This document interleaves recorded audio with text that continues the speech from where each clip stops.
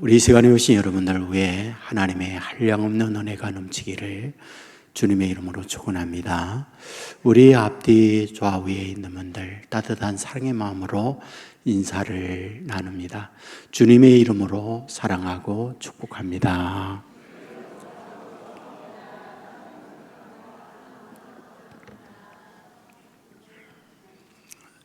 감사합니다. 도스토옙스키를 거의 대부분이 알고 있으리라 생각합니다. 러시아 사람이고 세계적인 대문호입니다. 죄와 벌, 까라마조포의 형제들 등 주옥 같은 많은 명절을 남긴 분이기도 합니다. 하지만 그의 인생은 행복하지 않았습니다. 왜냐하면 태어났을 때 아버지는 군의관이었지만은 알코올 중독에 성품이 난폭해서 가정의 행복은 먼 나라의 이야기였습니다. 특별히 가난한 빈민을 위한 병원에서 근무했기 때문에 경제적 어려움 또한 겪은 것이 도스토옙스키의 어린 시절의 형편이었습니다. 그랬던 그가 아버지가 돈을 좀 모아 가지고는 시골에 땅을 사고 그 농토에 농노로 하여금 농사를 짓게 만들었습니다. 그런데 아버지는 고약한 성품이었기 때문에 농노에게도 고운 말이나 친절한 표현보다는 난폭했고 거칠었고 상처 입은 농노들로 차 넘치게 되죠. 어느 날이었죠. 자기가 16살 때 아버지는 역시 농노들에게 무례하게 난폭하게 합니다. 농노들이 사람인지라 감정의 분노가 일어났고 순간적으로 아버지를 그 현장에서 때려 죽이는 것을 도스토옙스키는 보아야 했습니다. 이것으로 인해서 소위 트라우마가 도스토옙스키에게 나타났죠. 간질이었습니다.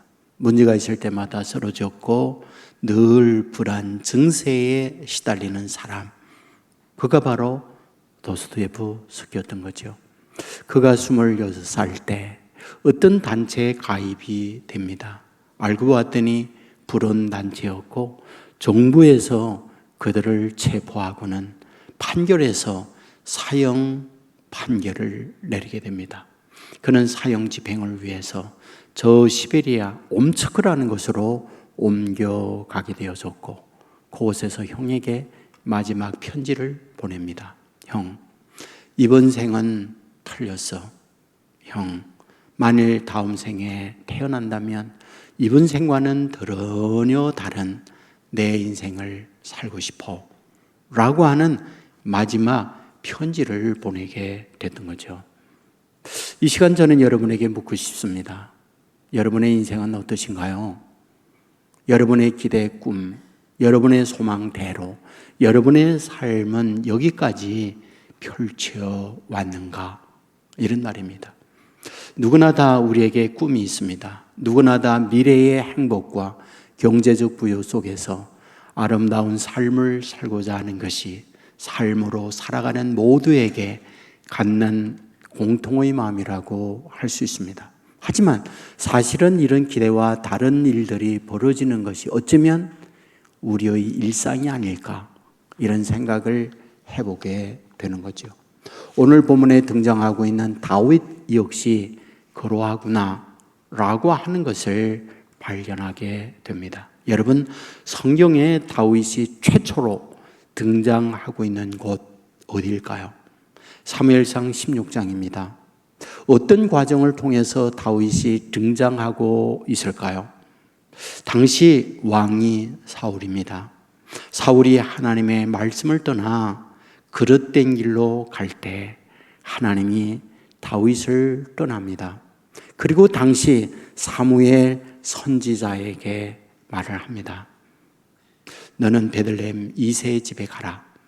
그리고 아들 중에 사울의 뒤를 이어 이 나라를 끌어갈 수 있는 왕이 될 사람에게 기름을 부으라. 사무엘은 이새의 집에 갑니다. 첫 아들 엘리압을 보는 순간 감동하지요. 기골이 장대했고 모든 것이 구비된 인품으로 보였기 때문입니다. 하지만 하나님은 아니라고 말하죠. 7째 아들까지 하나하나 보았지만 하나님이 허락하지 않았습니다. 물었죠. 전부 아들 다냐? 아버지 이새가 말합니다. 아니에요. 막내가 있긴 한데 저들에서 양을 돌보고 있습니다. 그래, 그 막내를 데려오도록 하거라. 그 막내가 다윗이었습니다. 그는 기름 부음을 받게 됩니다. 하나님의 선택을 입은 사람이 됩니다. 묻습니다. 그 선택이 축복인가요? 사실은 저주였습니다. 그 이후에 그의 삶은 복된 미래가 아니라 저주의 인생이 열려지고 있기 때문에 그러합니다. 물론 사무엘상 17장에 가면 골리앗을 죽이는 기염을 토합니다. 하지만 그 골리앗을 죽인 그것으로 그의 인생은 더 험난한 가시밭이 연결되어 있는 걸 보게 됩니다. 당시 아브넬 장군에게 사울 왕이 묻습니다. 저 골리앗 죽인 어린아이가 누구냐?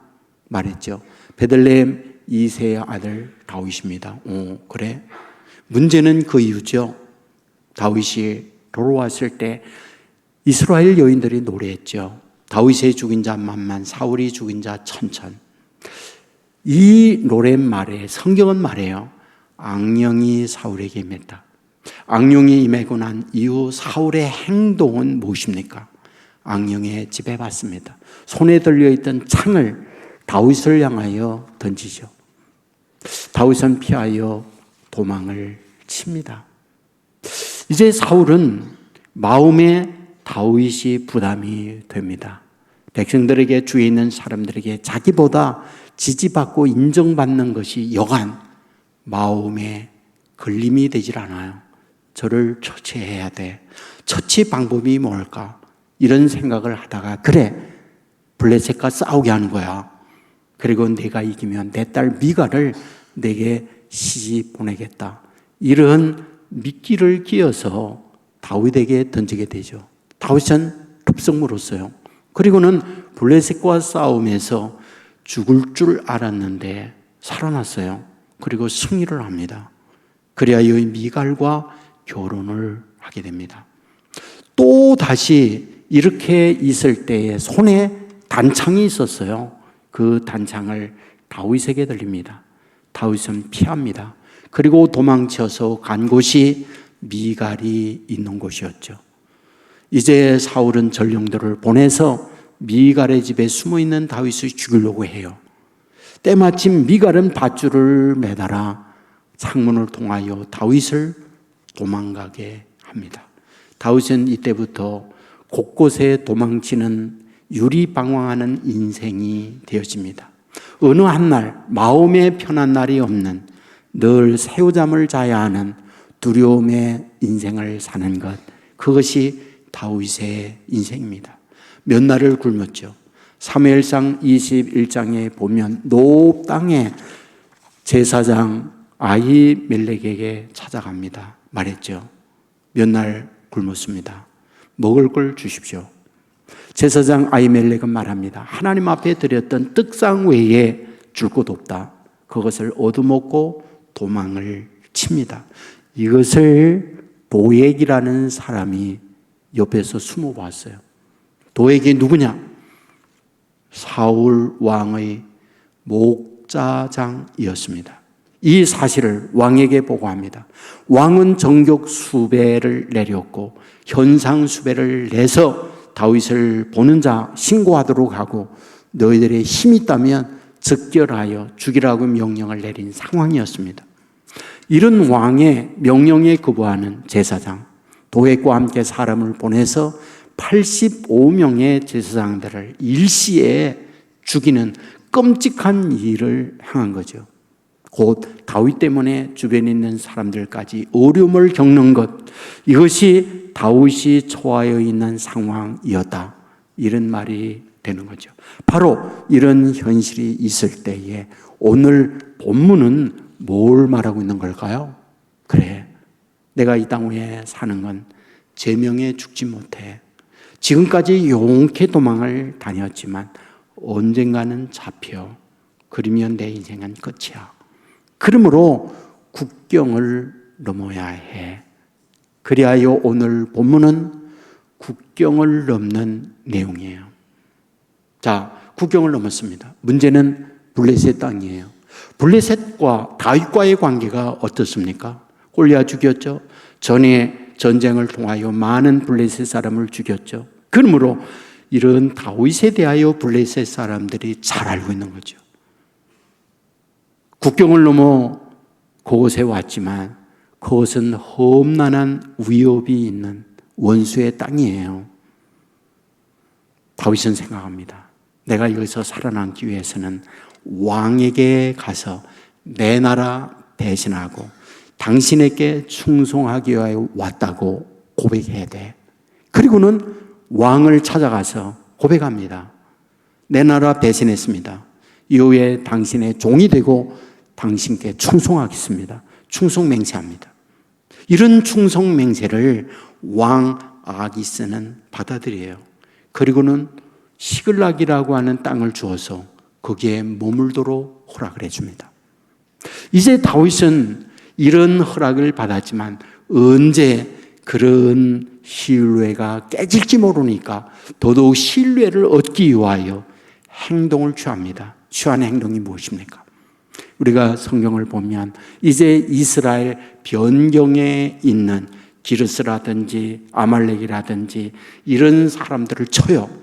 그리고 그곳에 있는 양, 소, 나귀, 낙타 이런 것들을 빼앗고 오이복이나 금은보화를 빼앗아서 왕에게 가지고 와요. 그리고 그것을 드리면서 우리나라 이스라엘을 치고 그곳에 있는 걸 약탈했습니다. 이것들이 빼앗은 전리품입니다. 폐하에게 드리기 위하여 가지고 왔습니다. 라고 바치게 됐던 거죠. 이것을 받았던 왕은 신뢰합니다. 다윗이 충성맹세한 거 사실이네. 자기네 유다, 자기네 이스라엘을 치고 그들과 원수가 되었으니 어떻게 그들에게 가겠어? 그리고 온전히 이런 다윗을 받아들이게 되는 거죠. 이제 다윗은 그곳에 안정을 찾고 살아가게 돼요. 그런데 문제가 생긴 거예요. 문제가 무엇입니까? 우리가 창세기 28장에 보면 사무엘상 28장 1절에 보면 이렇게 기록해요. 그때 블레셋 사람들이 이스라엘과 싸우려고 군대를 모집한지라. 우크라이나와 러시아가 전쟁을 해요. 전쟁에 있어서 굉장히 필요한 게 있죠. 병사들이죠. 굉장히 필요한 게 있죠. 무기들이죠. 전쟁은 예나 지금이나 똑같죠. 블레셋과 이스라엘이 전쟁을 할 때도 똑같습니다.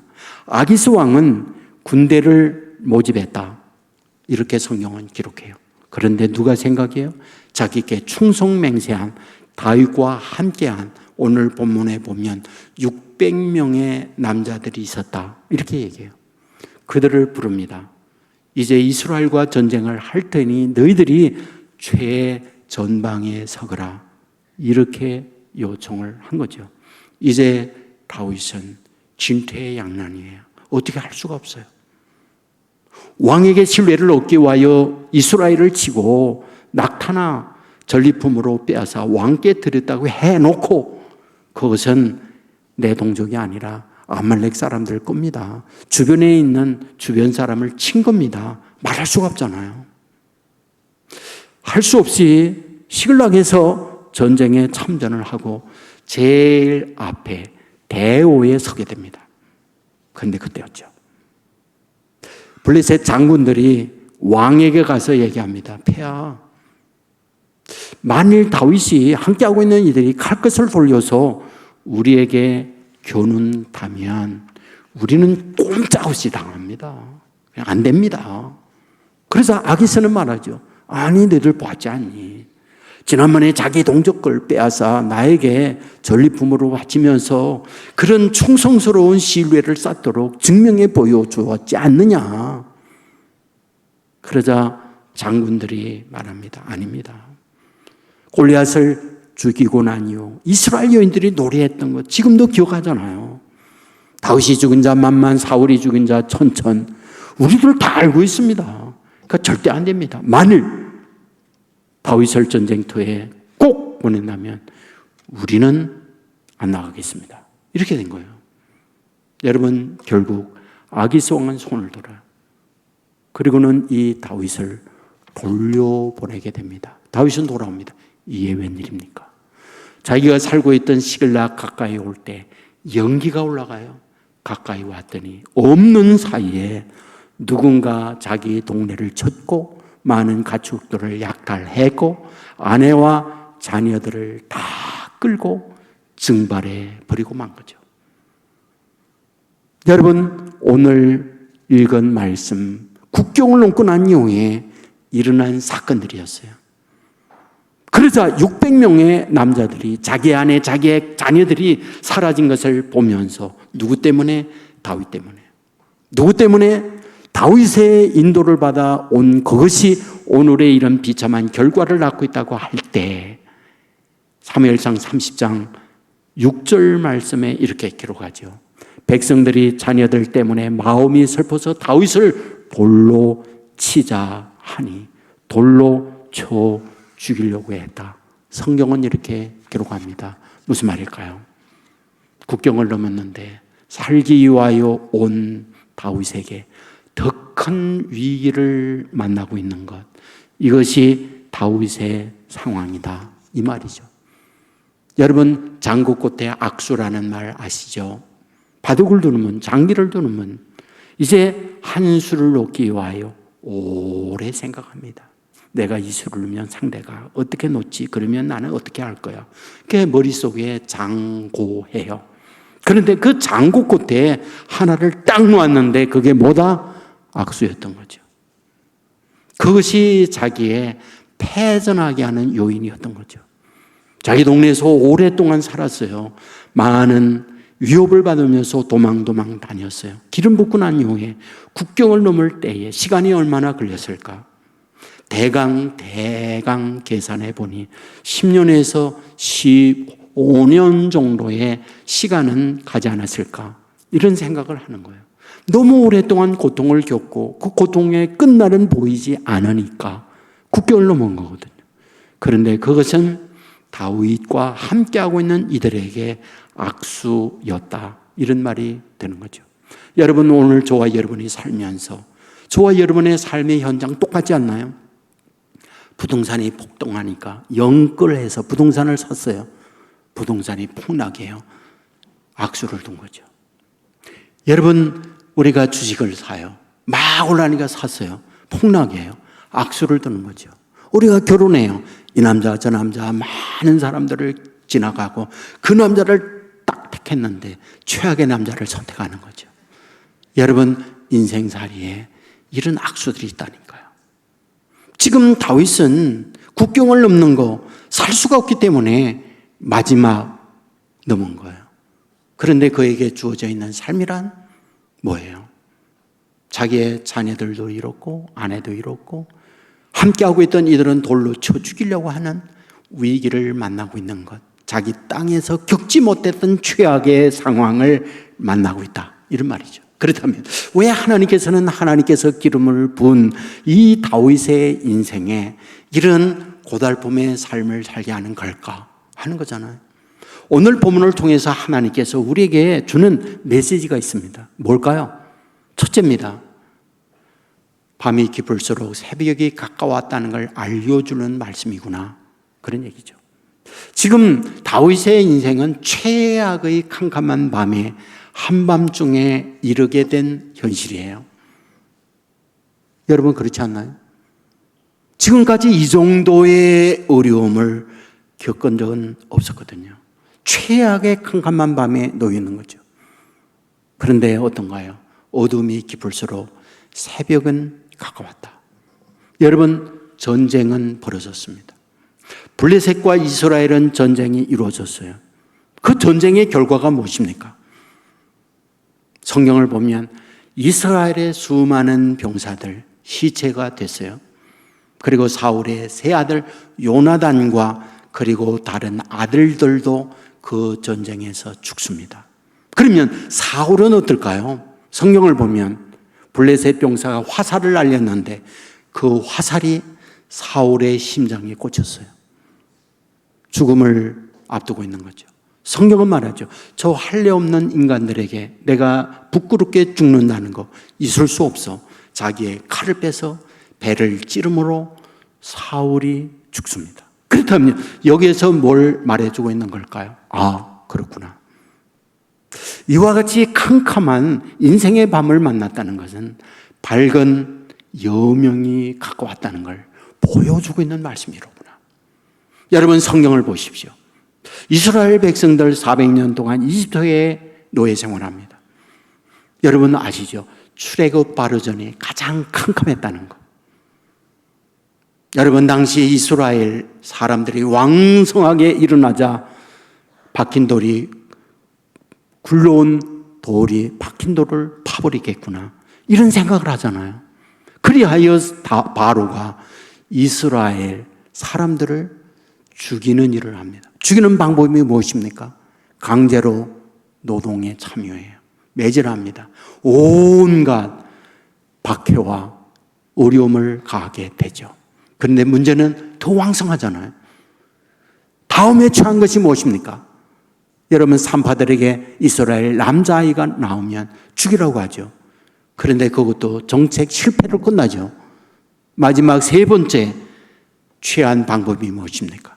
너희가 너의 손으로 나일강에 버리라는 거죠.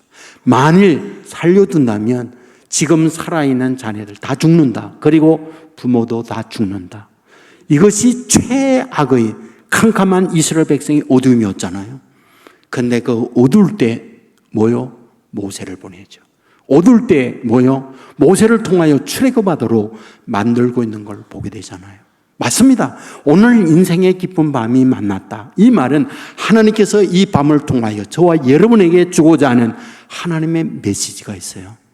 새벽에 가까웠다는 것. 여명이 기다리고 있다는 것. 오늘 저와 여러분의 삶에 캄캄한가요? 저와 여러분의 인생에 이때만큼 고통스러운 일은 내 삶이 없었어. 그런 상황인가요? 하나님이 이런 현실에 주려는 음성이 있어요. 새벽에 가까웠다는 걸 알아라. 여러분 이 사실을 믿음으로 바라볼 수 있기를 주의 이름으로 축원합니다. 두 번째죠. 오늘 이런 말씀을 통하여 하나님이 말씀하려는 게 뭘까? 중요한 게 있죠. 시차가 다르다. 하나님의 시간과 너희들의 시간의 시차가 다르다. 이걸 말씀하는 거예요. 지난주에 우리 집사님이 멀리 해외 근무를 하다가 오셨어요. 아이고 집사님 오셨군요. 칠레에서 근무합니다. 그래서 그곳에 굉장히 덥죠. 아이고 아니에요. 겨울이에요. 너무 추워가지고 지금 휴가 온 거예요. 라고 말씀을 하는 거죠. 그이와 우리가 계절적 시차를 갖고 있는 거죠. 우리는 여름인데 그것은 겨울인 거죠. 시차가 있는 거죠. 이런 계절적 시차만 있나요? 아니죠. 시간의 시차가 있죠. 우린 낮이에요. 지구 건너편은 밤입니다. 하나님의 시차가 있어요. 저와 여러분의 시간과 하나님의 시간이 다른 거예요. 우리는 무엇입니까? 우리의 시간에 우리의 것들이 이루어지기를 소망하는 것, 우리의 바람이에요. 그것을 누구에게 볼 수 있을까요? 아브라함이죠. 아브라함이 85이에요. 나이가 들어갑니다. 생각하죠. 자녀를 낳는 것은 자녀 낳을 수 있는 때가 있어. 아무 때나 낳는 게 아니야. 그러므로 자기의 시간에 자녀를 맞추는 거죠. 그리하여 하갈과 잠자리예요. 낳은 아들이 이스마엘이었어요. 86입니다. 그때부터 하나님은 침묵해요. 99까지요. 13년 동안 하나님의 침묵 속에 아브라함은 살아가고 있는 걸 봅니다. 여러분 99이 됐을 때 하나님이 찾아와요. 첫 마디가 뭡니까? 나 전능한 하나님이야. 이렇게 말하잖아요. 왜 전능한 하나님으로 99에 찾아올까요? 그 시간은 사람의 시간을 넘으시는 때를 말하는 거예요. 자녀를 낳을 수 있는 생식 기능이 다 끝나는 그때에 아무리 해도 자녀를 낳지 못해요. 그 시간에 나는 전능한 하나님이야. 하나님은 하나님의 시간에 모든 걸 할 수 있다고 하면서 찾아오고 있잖아요. 그리하여 100세에 이삭을 낳게 하는 거예요. 여기서 우리에게 뭘 말해주는 걸까요? 하나님께서 다윗에게 기름 붓습니다. 그리고 난 이후에 그의 인생은 고달팠어요. 왜요? 하나님의 시간과 다윗의 시간이 달랐기 때문인 거죠. 그런데 지금 국경을 넘어서 온 그때에 하나님은 작업을 하셨죠. 무슨 작업이요? 이스라엘과 블레셋과의 전쟁, 우연한 전쟁처럼 보였지만 하나님이 그 캄캄한 밤에 일하신 거죠. 어떻게 해요? 그 전쟁을 통하여 사울을 죽게 만드는 거죠. 사울이 죽는다는 말은 왕의 죽음인 동시에 다윗으로 하여금 평생을 죽음의 위기에서 고통하며 괴롭게 했던 대상을 제거하는 하나님의 작업을 보여주고 있는 거잖아요. 그렇다면 오늘 저와 여러분에게 뭘 말해줍니까? 하나님의 시간과 저와 여러분의 시간의 갭이 있다는 거예요. 우리는 우리의 시간에 하나님을 끌어들이려고 해요. 하지만 하나님은 하나님께서 갖고 있는 하나님의 타임에 일한다는 걸 알아야 돼요. 갈라디아서 4장 4절 잘 알죠? 때가 참에 하나님께서 독생자 예수 그리스도를 보내다 하나님의 때에 독생자 예수 그리스도 메시아를 보내고 있는 거죠. 그동안의 고통과 아픔을 겪으면서 메시아가 오기를 손꼽아 기다렸어요. 자기들의 시간에 메시아의 출현을 기대했어요. 그러나 하나님의 시간에 메시아를 보내고 있음을 말씀하고 있는 거잖아요. 여러분, 오늘 저와 여러분의 현실에 하나님의 시간에 참여하여 기다림을 바라볼 줄 아는 게 믿음이에요. 하나님의 시간을 바라볼 수만 있다면 참아낼 수 있습니다. 그리고 하나님의 때에 일하셔서 하나님의 시간에 역사를 저와 여러분에게 이룬다 믿으시기를 주의 이름으로 축원합니다. 다음으로 하나님께서 우리에게 이 말씀을 통하여 뭘 말씀하려고 할까? 은혜예요. 위로예요. 하나님의 놀라운 희망을 오늘 본문을 통해서 주고 있구나 라는 거예요. 국경을 넘는다 뭘까요? 선을 넘는다는 거죠. 선을 넘는다 뭐예요? 이 동네에서 저 동네로, 이 나라에서 저 나라로 간다, 그걸 말하고 있는 거잖아요. 하지만 이건 엄청난 사건이에요. 왜냐고요? 여러분, 국경 넘는 사람을 보십시오. 탈북한 사람들의 국경 넘는 이야기, 우리는 어렵지 않게 흔하게 들을 수 있습니다. 여러분, 그들이 국경을 넘는다, 이 말은 어떤 말입니까? 여러분, 한국어를 쓰던 이 동네에서 중국말로 하는 곳으로 옮겨간다는 말이에요. 한국인이 살고 있는 그곳에서 중국 사람들이 살고 있는 곳으로 가다, 그 말이에요. 여러분, 이것은 단순한 문제가 아니라 문화, 사상, 언어가 다른 곳으로 옮겨간다, 이 말이에요. 그러므로 다윗이 자기의 땅 가나안에서 살다가 국경을 넘어 블레셋으로 가다, 이 말은 바로 자기의 동족 이스라엘의 공동체에서 블레셋 공동체로 옮겨간다, 그 뜻이에요. 그러면 블레셋 공동체에 그들은 어땠을까? 가장 근본이 다른 것이 있습니다. 그게 신앙이었어요. 여러분, 우리가 참여일상 앞부분에서 보면 최후의 사사 엘리 제사장 있잖아요. 여러분, 그가 블레셋과의 전쟁을 하면서 계속 패전을 합니다. 그런데 특단의 조치를 취합니다. 특단의 조치가 무엇입니까? 하나님의 언약궤를 전쟁을 하는 그 앞부분에 내세우는 거예요. 하나님의 언약궤로 인하여 그 전쟁의 승리를 기대했던 거죠. 그러나 기대와는 전혀 다른 산산조각난 멸망을 가져옵니다. 왜냐고요? 언약궤 빼앗기죠. 엘리의 두 아들 홈리 비나서 죽죠. 수많은 이스라엘 병사들 시체로 변하게 되죠. 이가봇이 된 거죠. 이가봇이 뭡니까? 하나님의 영광이 이스라엘에서 떠나다, 이런 결과를 낳는 전쟁이었잖아요. 블레셋 사람들은 하나님의 언약궤 놀라운 이런 전리품을 어디에다가 갖다 두나요? 다곤 신당이요. 다곤 신당에 어떤 일이 벌어집니까? 하나님의 언약궤로 인하여 다곤 신당의 신이 머리에 잘리죠. 팔다리 잘리죠. 이런 일만 아니라 그곳에 소위 전염병이 돌잖아요.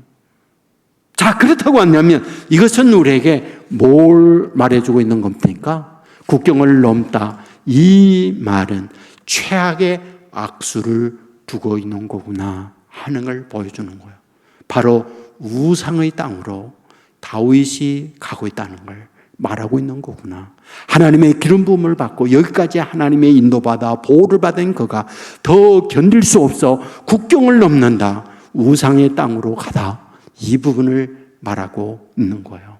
여러분, 탈북한 사람들 두만강을 넘어서 중국 땅에 갔더니 여러분, 가이드가 어떻게 해요? 인신매매로 팔잖아요.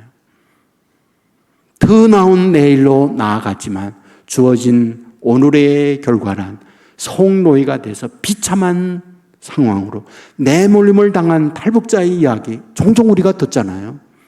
어쩌면 지금 다윗은 그런 상황으로 내몰리고 있다 이 말이죠.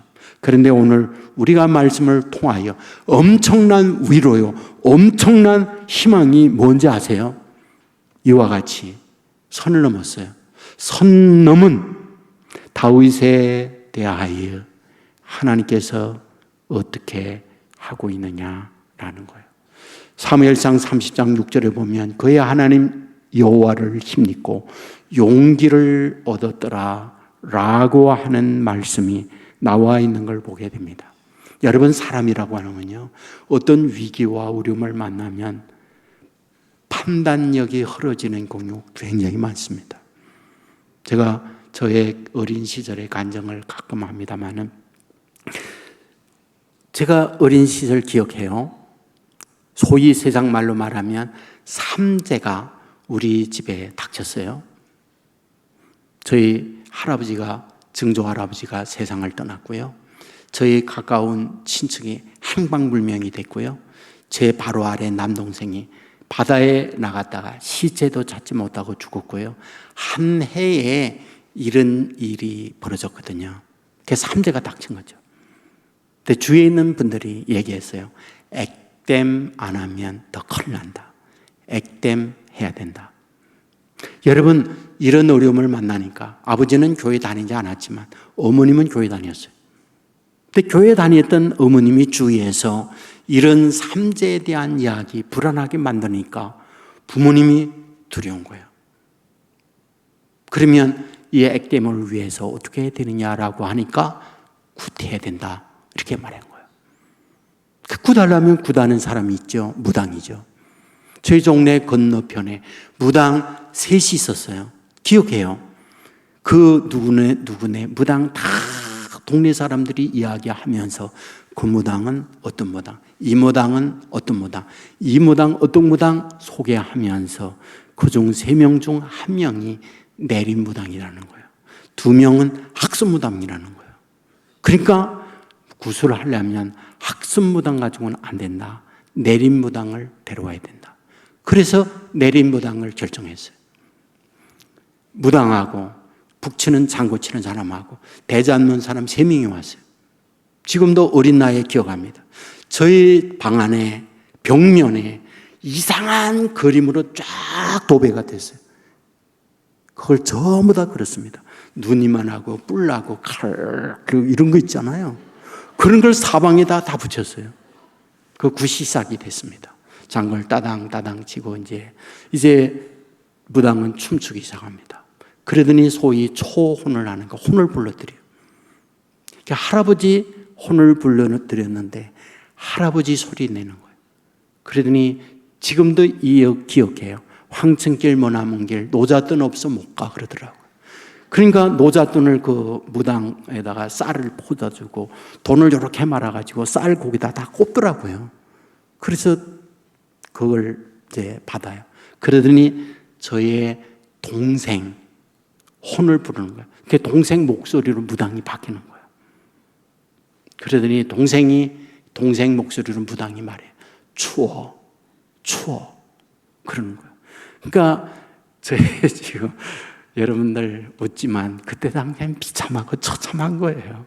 아들 죽은 상황에 액땜하기와요 굿을 하는데 그 아이의 혼이 와가지고 아이의 목소리로 춥다고 그러니까 굿을 하면서 아버지 어머니 우는 거예요. 아이 생각하고 우는 거죠.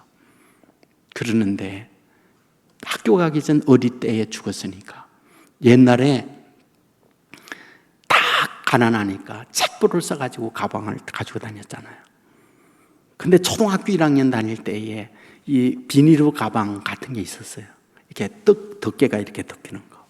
그걸 옆집에 아이가 1학년 가방 메고 그 헌 가방을 우리 동생 가면은 그거 쓰라고 헌 가방을 준 거예요. 근데 그것을 동생이 아는 곳에 숨겨놓은 거예요. 이제 방이 있고 이 웃방이 있는데 웃방에는 감자나 나달 같은 거를 이렇게 보관하고 그래요. 거기에 나무 괴짜, 우리는 그때 당시 엽다지라고 했는데 그 엽다지가 이 벽면에 이렇게 붙어 있어요. 근데 그 무당이 내 가방 그러더니 웃방으로 들어가서 이 벽하고 엽다지 된 그 사이에 가방 있는 걸 꺼내라는 거예요. 용토라고요.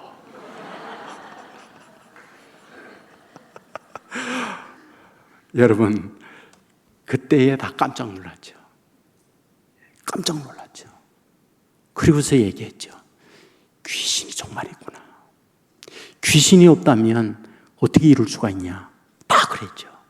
그리고 나서 귀신이 있다면 하나님 있다. 그리고선 은혜 받았잖아요. 그리고 나서는 그때부터 신앙생활을 더 열심히 한 거예요. 우리는 구시부엉이었어요. 그래가지고 완전히 이런 신앙에 아버지도 그때부터 하나님이 있구나. 그리고는 교회에 출석을 하게 된 거죠. 여러분 오늘 본문에 보면 지금 다윗이 국경을 넘은 거예요. 판단력이 어려진 거죠. 그리하여 우상의 땅에 간 거죠.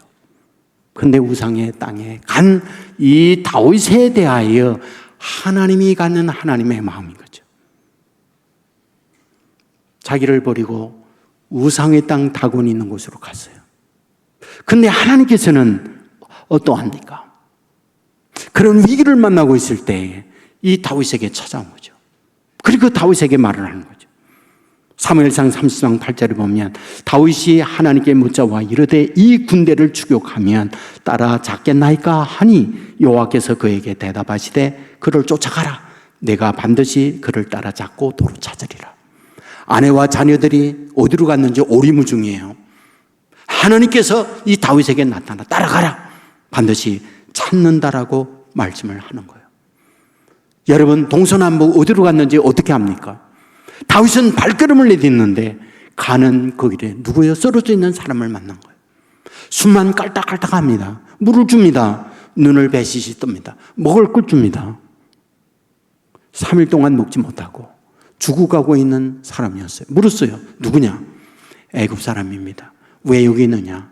아말렉 사람이 나를 병들었다고 그랬습니다. 그러면서 줄줄 얘기해요. 유다 땅을 치고 시글락이라고 하는 동네를 쳐서 그곳에 있는 것들을 다 약탈하고 아내와 자녀들을 포로로 인질로 끌고 갔습니다. 다윗이 살고 있는 동네를 친 거예요. 그걸 이 사람이 얘기해 주는 거예요. 그리고는 이 사람이 어디로 갔는지를 안내해 주는 거예요.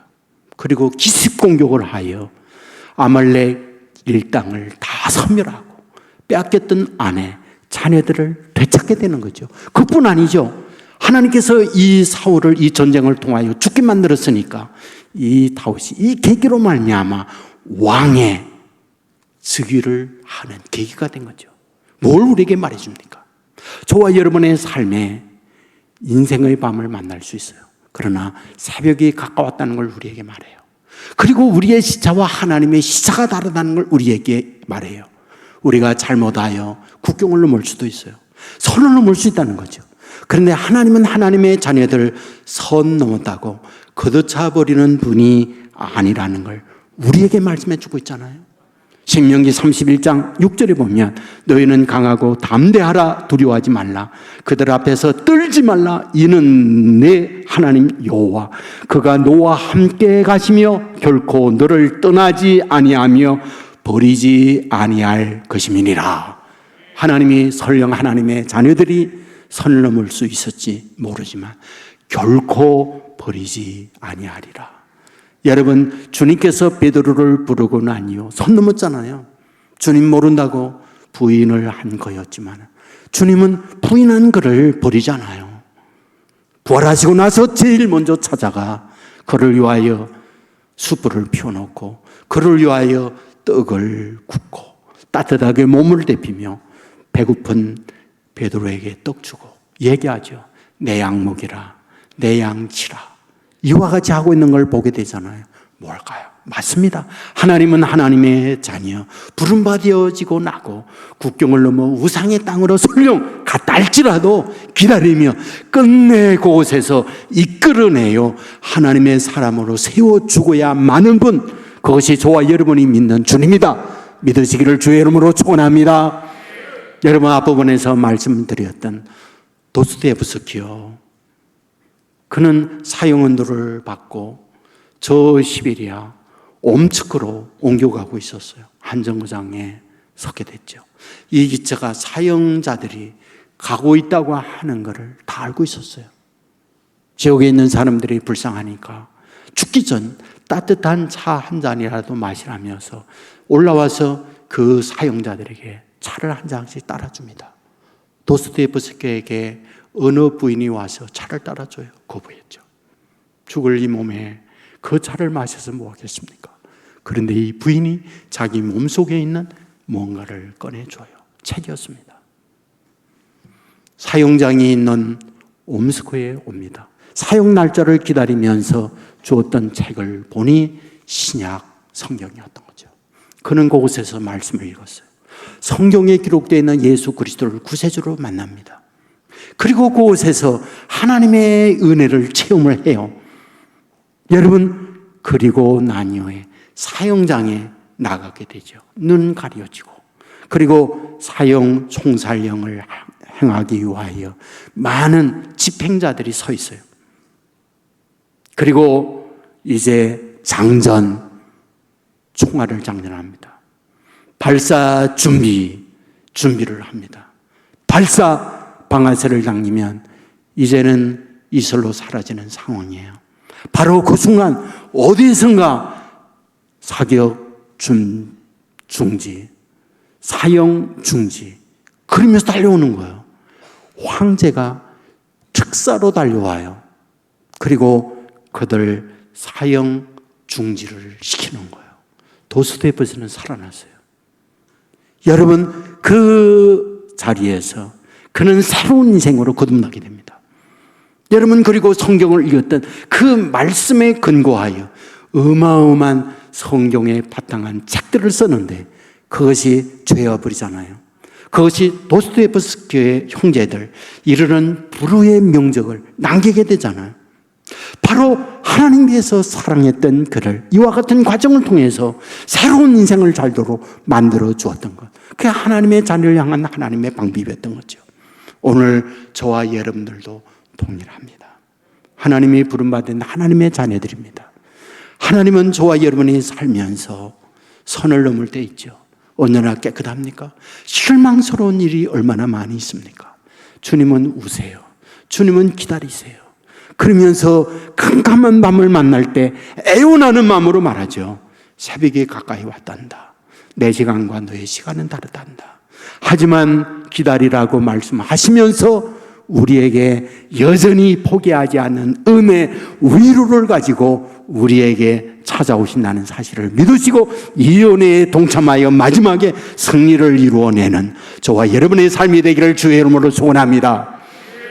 우리 모두 자리에서 일어나겠습니다.